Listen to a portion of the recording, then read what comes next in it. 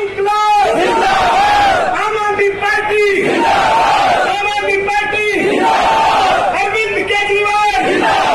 अरविंद केजरीवाल भ्रष्टाचार का हकीकत। बहुत कोशिश किया इन लोगों ने ये दिखाने की कि देखो ये जो नारा 2014 में लगा था फीका पड़ गया, लेकिन बताओ फीका पड़ा है कि नहीं पड़ा?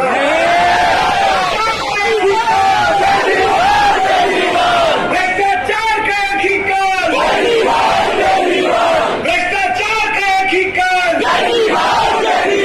धन्यवाद, बहुत बहुत धन्यवाद। अरविंद केजरीवाल भ्रष्टाचार का हकीकत, भ्रष्टाचार का हकीकत। सभी साथियों को बहुत बहुत नमस्कार। आज हम सब लोग, मैं जानता हूँ जोश है, ऊर्जा है, हम सब लोग बहुत खुश हैं। आम आदमी पार्टी खुश है, आम आदमी का परिवार खुश है, दिल्ली का और देश का आम आदमी खुश है, क्योंकि हमारे नेता, हमारे भाई, हमारे गुरु, हमारे मार्गदर्शक और इस देश की राजनीति की सबसे बड़ी उम्मीद अरविंद केजरीवाल जी जेल के ताले तोड़ के बाहर आ गए। हम लोग बहुत खुश हैं, हम लोग बहुत खुश हैं, उत्साहित हैं इस बात को लेके, क्योंकि अरविंद केजरीवाल जी सिर्फ आम आदमी पार्टी के कार्यकर्ताओं की नहीं, पूरे देश की उम्मीद है। हर उस आदमी की उम्मीद है जिसको ये लगता है कि उसके घर में जो बच्चा है उसको अच्छी एजुकेशन मिल जाए, उसकी उम्मीद है अरविंद केजरीवाल जी। हर वो आदमी जिसको लगता है कि घर में कोई आदमी बीमार हो तो मुझे सही वक्त पर ऐसा इलाज मिल जाए कि मेरा घर बार ना बिके, इलाज हो जाए आदमी का, उस आदमी की उम्मीद है अरविंद केजरीवाल जी। जो नौकरी करता है, व्यापार करता है, उसको लगता है मैं ईमानदारी से अपनी नौकरी करता रहूं, व्यापार करता रहूं, मुझे रिश्वत न देनी पड़े सरकारी किसी काम में, मुझे महंगाई से छुटकारा दिला सकेगी कोई राजनीति। हर उस आदमी की उम्मीद है अरविंद केजरीवाल जी। हर वो आदमी आज खुश है जो अपने बच्चों को, अपने परिवार को अच्छे से पालना चाहता है, ईमानदार देश में रहना चाहता है, भारत को लेके एक सपना रखता है कि भारत ईमानदार राजनीतिज्ञों का और ऐसे लोगों का जो देश के लिए विजन रखते हो, पूरे देश को एक मुट्ठी में बांध के रखते हो।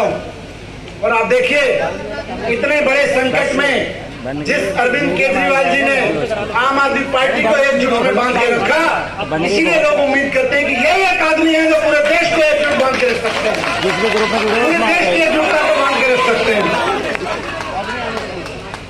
मैं दिल्ली में घूम रहा हूँ पूरी, आप सबके बीच विधानसभाओं में आता हूँ, लोग गले मिलते हैं, कहते हैं साहब भैया अच्छा हो गया, आप आ गए, बड़ा अच्छा किया, गलत कर रहे थे ये लोग आपके साथ, इन्होंने अंत की उतार दी थी। हर माँ, हर बहन, हर बच्चा जब मुझसे गले मिलता है, अपने दिल की बात कहता है, तो उसकी आखिरी लाइन अभी तक सर मुझे ये होती थी, आप आगे भैया आप केजरीवाल जी को भी ले आओ जल्दी। गली गली में, मोहल्ले मोहल्ले में मैंने सुना, आप आगे केजरीवाल जी को भी ले आइए जल्दी से। मैं जेल में था तो भगवान का धन्यवाद करता था, ईश्वर का शुक्रगुजार था कि हमें राजनीति में लाके सब सुन लो यार, पांच ऐसे नेता के विजन, जिसकी ईमानदारी और जिसकी टीम लीडरशिप हम सबको भी आगे बढ़ा रही है, हमारे एक एक देश के लोगों को बढ़ा रही है, एक पार्टी कार्यकर्ता नेता के रूप में हम सबको आगे बढ़ा रही है। हमें मुझे शिक्षा मंत्री के रूप में काम करने का मौका मिला, वित्त मंत्री दिल्ली के रूप में काम करने का मौका मिला, उप मुख्यमंत्री के रूप में काम करने का मौका मिला। इसके लिए भगवान का शुक्रिया, लेकिन उससे ज्यादा भगवान का शुक्रिया इसलिए अरविंद केजरीवाल जी के नेतृत्व में मुझे काम करने का, ये हमारे लिए बहुत गर्व की बात है।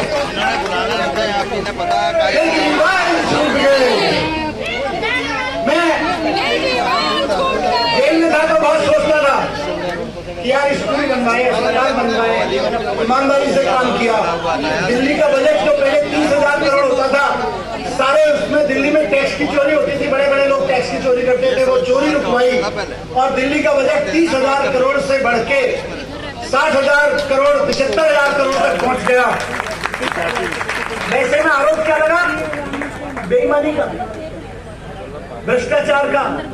मैं हंसता भी था और सोचता था यार भ्रष्टाचार ही करना होता तो 30,000 करोड़ का जो बजट 60,000 करोड़ हुआ, उसमें से 1% भी भ्रष्टाचार करते, एक छोड़ दो 0.01% भी भ्रष्टाचार करते तो पार्टी कई पीढ़ियों तक चुनाव लड़ती रहती, 30,000 वोट का 0.01% पहुंच गए थे। कुछ किया ना धरा, जबरदस्ती लगा जेल में आ गए, फिर लगा नहीं, शायद जेल जाने के लिए भगवान ने कहा कि तुम्हारे कुछ नेताओं को जेल भेजूंगा ताकि आम आदमी पार्टी की एकजुटता की परीक्षा हो सके, ताकि आम आदमी पार्टी के धैर्य की परीक्षा हो सके, विजन की परीक्षा हो सके। और आज जब अरविंद केजरीवाल जी हमारे बीच में, मैं कार्यकर्ताओं की तरफ से, एमएलए की तरफ से, एमपी की तरफ से, अपने पार्षद भाइयों बहनों की तरफ से कहना चाहता हूं, सर अग्नि परीक्षा में हम सब पास हुए। ये सब हमारी अपनी परीक्षा थी कि तुम्हारे नेता को जेल भेजेंगे। बड़ी बड़ी पार्टियां जब किसी नेता को जेल भेज देते हैं, सरकारें गिर जाती हैं, पार्टियां टूट जाती हैं, लेकिन आम आदमी पार्टी एकजुट रही। क्यों एकजुट रही? इसलिए एकजुट रही, भैया इन्हें सुनने आए हो, लड़ने के लिए आए हो। हमने गलत नहीं किया था, आपने किसी ने गलत नहीं किया।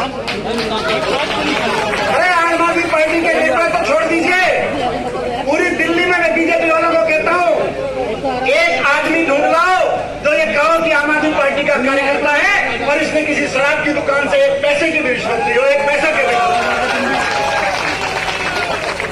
कार्यकर्ता भी नहीं मिलेगा। नेता तो छोड़ दीजिए, दूर दूर तक पूरी पार्टी का कोई कार्यकर्ता ऐसा नहीं मिलेगा बीजेपी वालों, आम आदमी पार्टी में ढूंढ के देख लो, जिसने 10 साल के शासन के दौरान किसी एक व्यापारी से, किसी एक व्यक्ति से कोई चाय भी मांगी हो कि मैं तेरा एक काम करा दूंगा तो चाय पिला देंगे, नहीं मांगती। ये आम आदमी पार्टी। बैठ जाओ मैडम, बैठ जाओ। आप भी उनके आरोप लगाए गए दिल्ली। अरे वो बताता हूँ, गोपाल राय जी बोल रहे हैं, बैठ जाओ। 6,000 करोड़ रुपए, हाँ जी, 6,000 करोड़ रुपए मिलते थे दिल्ली सरकार को एक्साइज डिपार्टमेंट से, लेकिन नई पॉलिसी में 9,000 करोड़ रुपए कम से कम मिलने की गारंटी हो गई थी। और ये कहते हैं अरविंद केजरीवाल जी ने भ्रष्टाचार कर दिया, मनीष सिसोदिया ने भ्रष्टाचार कर दिया। ये भारतीय जनता पार्टी का इतना बड़ा झूठ, इतना बड़ा झूठ। अगर हम कहते हैं, अभी संदीप भाई कह रहे थे कि आम आदमी पार्टी इस देश के सबसे बड़े राजनीतिक संकट से जूझ रही थी, जितना कोई पार्टी कभी नहीं जूझी, तो मैं ये भी कहूंगा कि इसके लिए भारतीय जनता पार्टी देश का सबसे बड़ा राजनीतिक कुचक्र रच रही थी। चुने हुए मुख्यमंत्री को और उसकी टीम को जेल में डालो और पार्टी को खत्म कर दो। लेकिन कहते हैं सत्य ईश्वर है, ईश्वर सत्य है। अगर आप सत्य हो, अगर आप सच्चाई के रास्ते पे चल रहे हो, तो आप ईश्वर के रास्ते पे चल रहे हो। बिल्कुल। और जब आप ईश्वर के रास्ते पे चल रहे हो, तो ताकत ईश्वर आपके साथ है। आज ईश्वर की ताकत अरविंद केजरीवाल जी के साथ है, हम सबके साथ है। इन सबने, भारतीय जनता पार्टी वालों ने शराब घोटाला नाम की एक मनोहर कहानी लिखी थी। उस मनोहर कहानी का आखिरी full stop honourable supreme court में अरविंद केजरीवाल जी को जमानत देते हुए लगा। वो कहानी खत्म हो गई, वो कहानी खत्म हो गई। हमारे लिए सुख है, हैप्पी एंडिंग है, बीजेपी के लिए सैड एंडिंग है। क्योंकि उनको लग रहा था दिल्ली के चुनाव से पहले अरविंद केजरीवाल जी को बाहर नहीं आने देंगे, मनीष सिसोदिया, संजय सिंह को बाहर नहीं आने देंगे, लेकिन भगवान है, आपकी झूठी कहानियां, झूठी मनोहर कहानियां कोर्ट में झूठी साबित हो गई। और आज अरविंद केजरीवाल जी भी बाहर है, मैं भी बाहर हूं, संजय सिंह भी बाहर है, और आम आदमी पार्टी के एक एक कार्यकर्ता में जोश है।